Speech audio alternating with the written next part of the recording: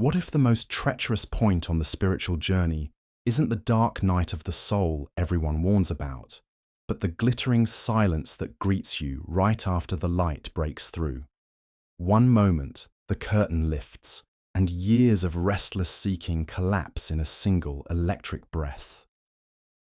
The world sharpens, colors blaze, and for a heartbeat everything feels impossibly alive, until the glow ebbs, and you're left staring at a life suddenly drained of meaning.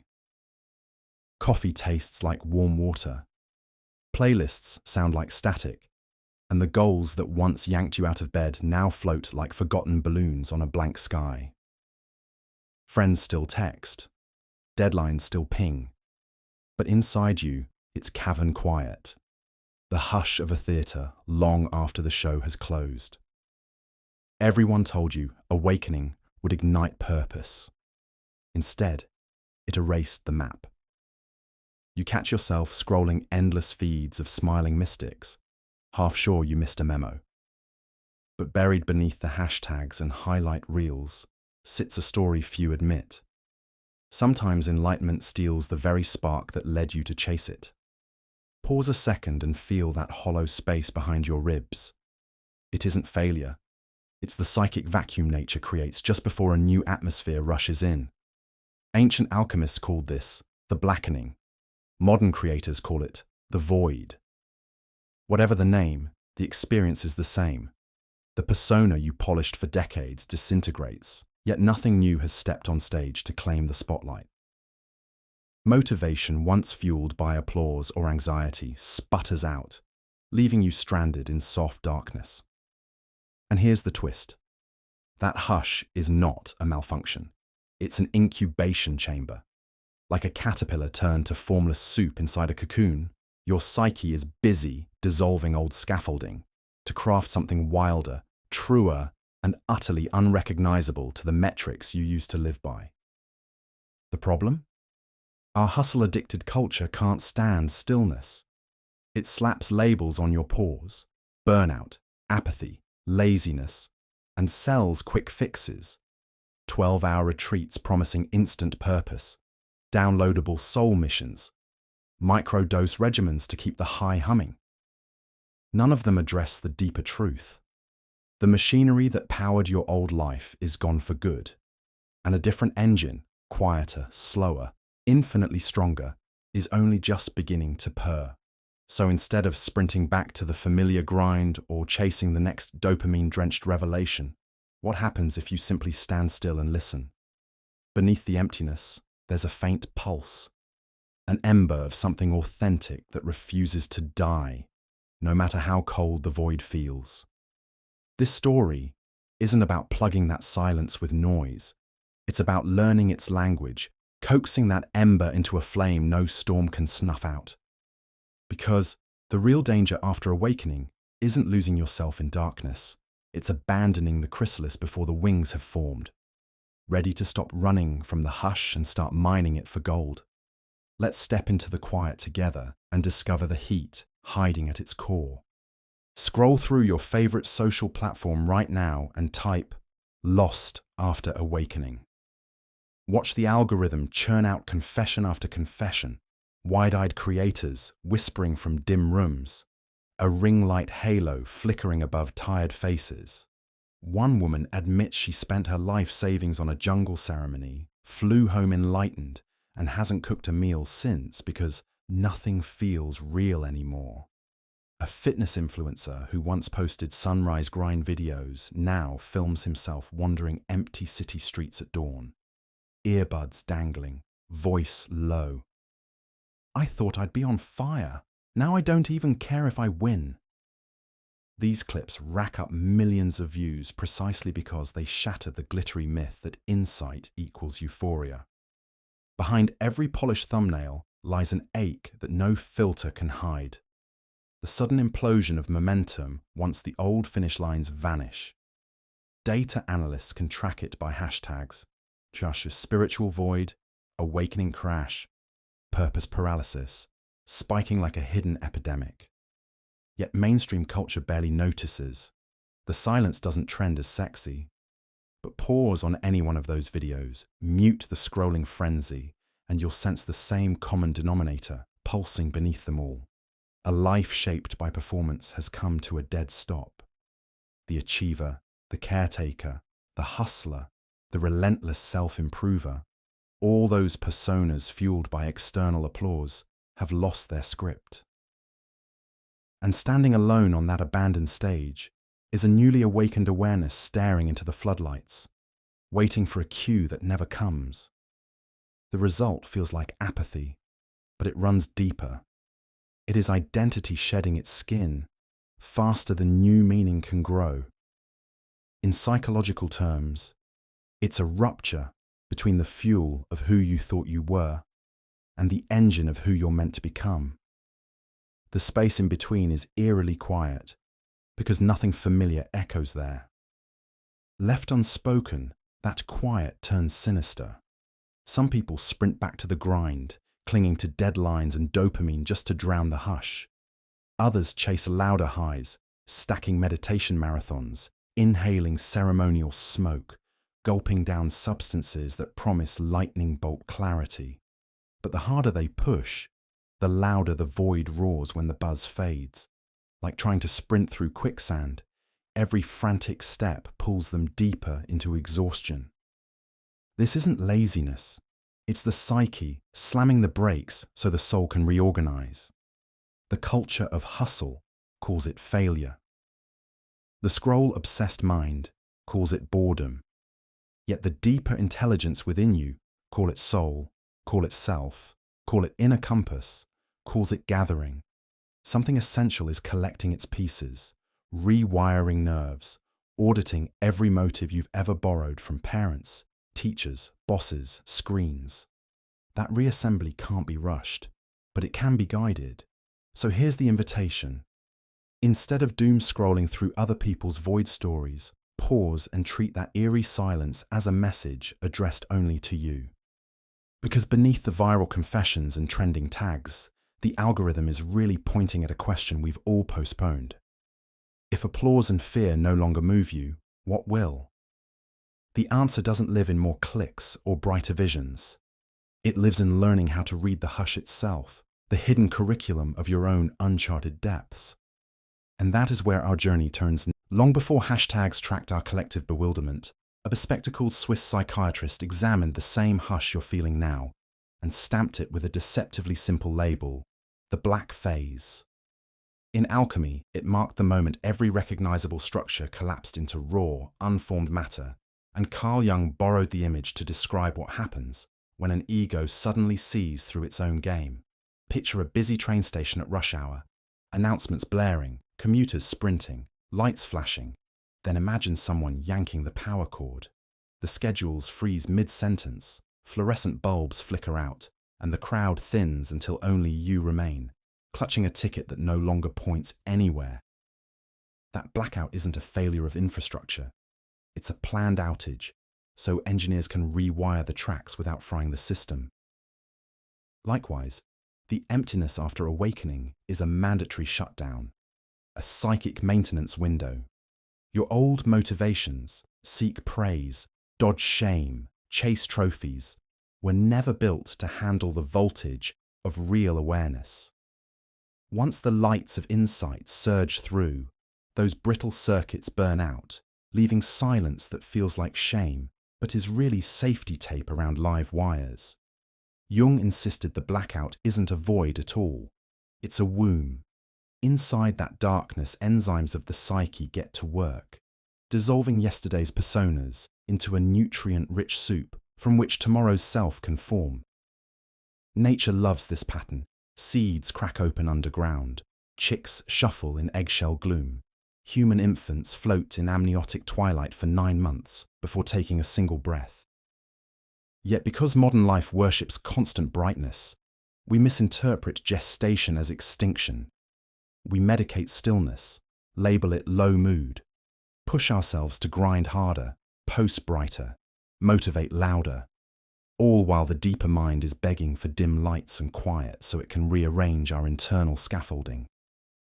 If we refuse the rest, the body stages an intervention, sudden fatigue, brain fog, a mysterious inability to care about goals that once revved us blind. That collapse isn't weakness, it's wisdom enforcing a curfew. Here's the hidden genius of this blackout. It vaporizes the glue that held your false identities in place, freeing every exiled fragment to crawl back home. Memories you boxed up for being too angry or too tender now slip through the cracks. Feelings you sedated with productivity start humming at the edge of awareness. At first, the chorus sounds chaotic, like a dozen radio stations overlapping, but keep listening, and you'll notice a bass line under the noise, a steady pulse that isn't interested in applause or perfection. That pulse is the emerging self. It doesn't bark orders or flash neon signs. It tugs gently, the way gravity guides rivers toward the sea. All you have to do is resist the urge to rebuild the train station overnight. Stay with the dark. Let the electricians finish. Trust that when the floodlights return, the tracks will lead somewhere your old itinerary never dreamed of. The moment you surrender to that hidden renovation, the hush stops feeling like exile and starts feeling like invitation. A doorway to a destination that can't be mapped, only lived one luminous, unsuspecting step at a time.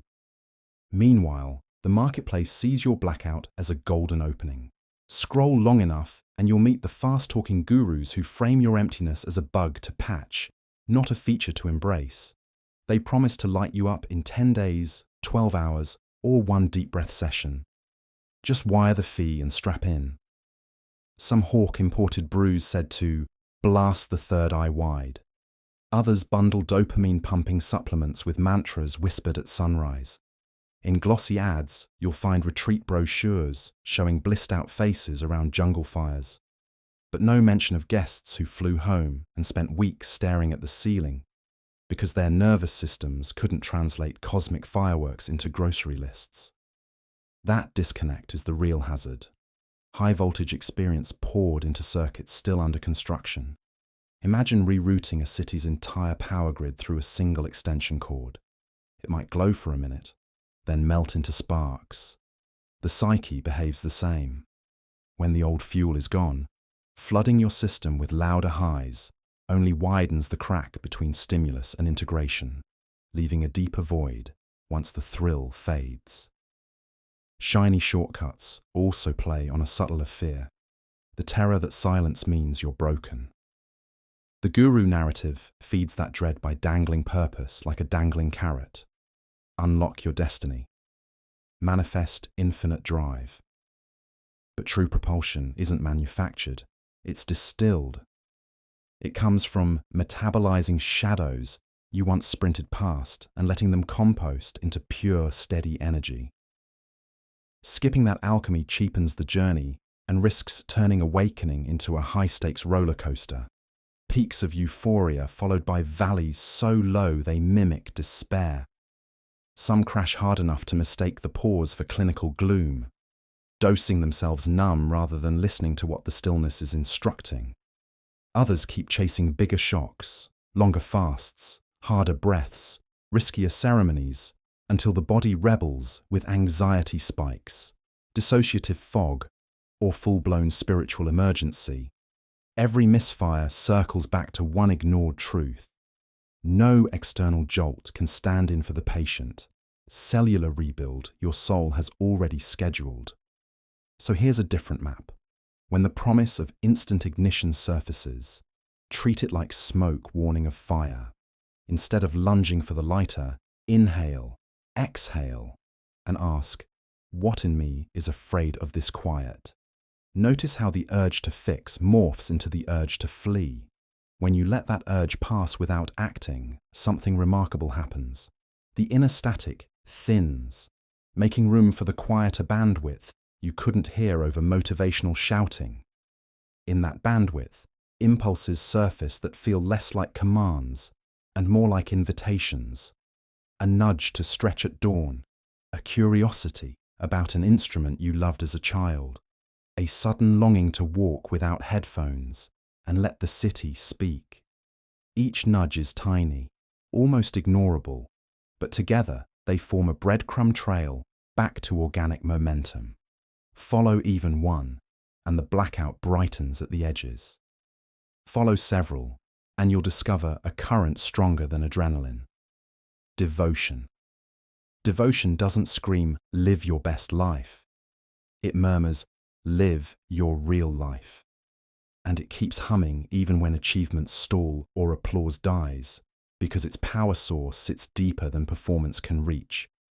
In the next breath, we'll explore how to recognize that current, harness it, and let it build a flame no storm can blow out. When devotion first flickers, the mind tries to pin it down, begging for a 5-year plan or a bulletproof mission statement. Resist that reflex. Purpose at this stage isn't a billboard. It's a low ember deep in the ribs, the kind you cup with both hands and shield from wind. Think of the psyche as an engine midway through a fuel swap. For years it ran on octane brewed from praise, pressure, and fear of falling behind. Awakening yanked that dirty gas line, leaving the cylinders sputtering in the dark. The stall feels fatal only because you expect the old rev to return. It won't. A quieter, cleaner fuel is congealing, and your job is to keep the hood open long enough for the conversion to finish. That starts with accepting a radical idea. Your ego is not the villain. It's a loyal driver suddenly handed a map in a language it can't read. Scolding it for feeling lost only tightens the panic. Instead, give it simple, soul-aligned tasks that rebuild trust brick by brick. Write a single paragraph at dawn with no audience in mind. Cook a colourful meal and savour it in silence. Offer genuine help where nobody can tweet their gratitude. Each act whispers to the ego, "See? We can move without applause." Over time, those whispers weave a new neural pathway. Movement powered by resonance rather than recognition. As this pathway strengthens, shadow material, long buried under hustle, starts to surface. Grief you never grieved. Anger you never voiced. Joy you postponed until after the launch. These visitors aren't setbacks. They're reclaimed fuel sources. Feel the wave of emotion fully and it metabolizes into clarity. Suppress it and it festers into lethargy. The body is wise here.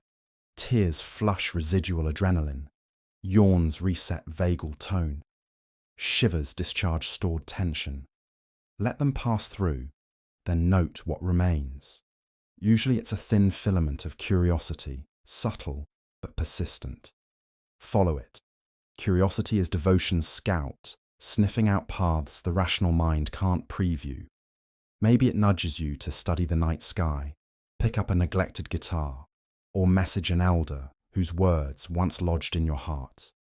None of these moves looks heroic, yet everyone tightens the thread between ego and soul. The tighter that thread, the faster decisions align. And soon, the hush once mistaken for burnout hums with unobtrusive momentum. You'll notice sleep deepens, gut instincts sharpen, and the need to broadcast every achievement evaporates. Life stops feeling like a performance and starts feeling like a dialogue. Quiet, reciprocal, strangely intimate. Now caution. Old habits love a comeback tour. The moment new energy surges, you may feel the itch to blueprint a grand project, monetize the hobby, or stack obligations, because now I can handle it. Pause. Expansion without integration spells another collapse. A better rhythm is pulse and pause, create, then rest, offer, then retreat, glow, then dim the lights. This cadence mirrors the heartbeat for a reason. Sustainability lives in the space between contractions. Honor that biology and the emerging self will trust you with larger currents, each one tailored less to external metrics and more to the gravitational pull of what you truly value. Keep tending the ember, and one morning you'll wake to find it has become a steady flame. Quiet, yes, but bright enough to light the road ahead without burning you out. So here's a different map. When the promise of instant ignition surfaces, treat it like smoke warning of fire. Instead of lunging for the lighter, inhale, exhale, and ask, what in me is afraid of this quiet? Notice how the urge to fix morphs into the urge to flee. When you let that urge pass without acting, something remarkable happens. The inner static thins, making room for the quieter bandwidth you couldn't hear over motivational shouting. In that bandwidth, impulses surface that feel less like commands and more like invitations. A nudge to stretch at dawn, a curiosity about an instrument you loved as a child, a sudden longing to walk without headphones and let the city speak.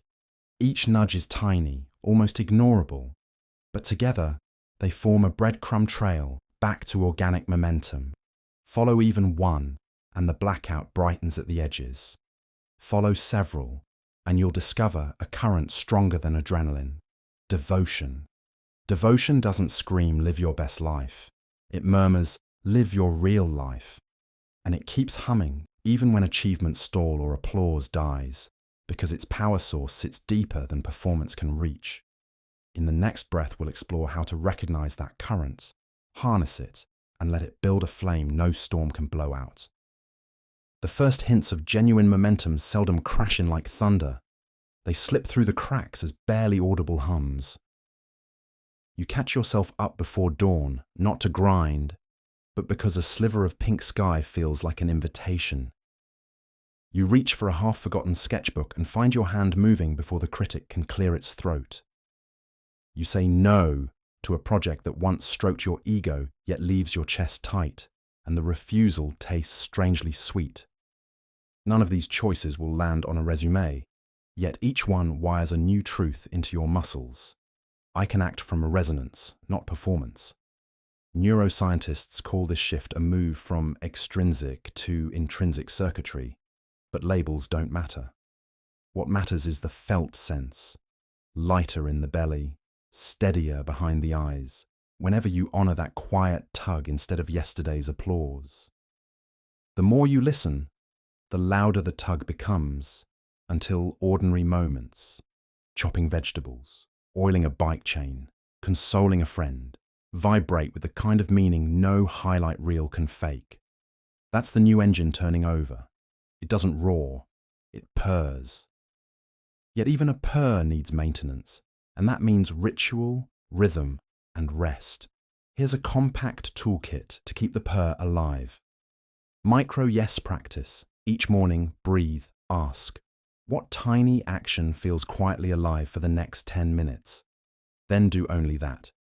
10-minute sparks stack, building momentum without overwhelming fragile wiring.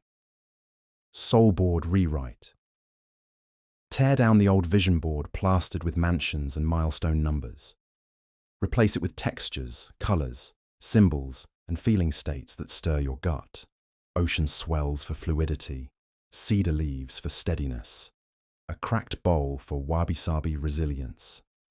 Let images teach the unconscious what metrics never could. Somatic grounding, loop. Set 3 random alarms a day. When one pings, drop attention to your soles, lengthen the exhale, and silently name the strongest sensation without judging it. Sensation anchors presence. Presence feeds the new engine. Circle of mirrors. Gather 2 or 3 allies who respect depth more than speed. Trade check-ins weekly. No advice unless invited, just witnessing. External mirrors keep the inner compass calibrated. Ritual boundaries. If you lean into high-voltage practices, plant medicines, holotropic breath, marathons of silence, bookend every plunge with twice as much integration time. Warm foods, sunlight, journaling, licensed support when needed. Peak states are sparks, not fuel. The real firewood is daily coherence. Follow this rhythm a while, and the hush once labelled void reveals its second face. Fertile soil. Ideas sprout unforced. Conversations steer themselves toward mutual nourishment. Work may still be hard, but effort feels honest instead of exhausting. Even setbacks land softer because failure no longer attacks your identity. It just points out where alignment slipped. On certain evenings, you'll notice a subtle miracle. You're content without being passive, motivated without being manic, lit from within rather than lit up by praise. That's the quiet flame replacing the counterfeit blaze. Guard it, feed it, but never chain it to quotas. The moment the old hunger to prove creeps back, pause, breathe, and ask the micro-yes question again. Let the ember guide the reboot, not the algorithm. So here's where we land. Awakening never promised a forever high. It promised truth, and truth sometimes begins as silence that feels like loss.